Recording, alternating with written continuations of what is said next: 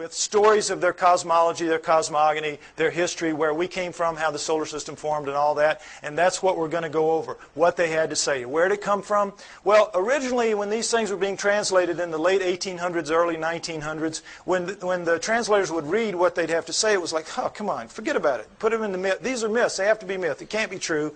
And they put it in the myth pile, which Alan was talking about, myth.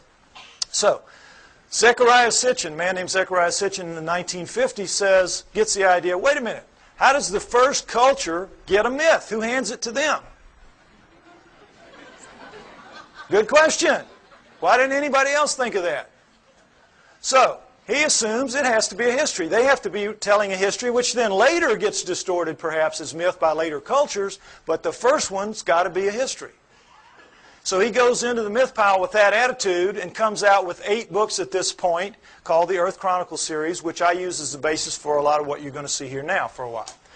Okay, we're going to go over what the Sumerians had to say, boiled down. Part 4 of my book is basically the cliff notes to Sitchin's work. Any of you that have tried to read it, you know it's a slog at points. Okay, I tried to make it as easy as I could so at least you have the cliff notes to go in and try it again.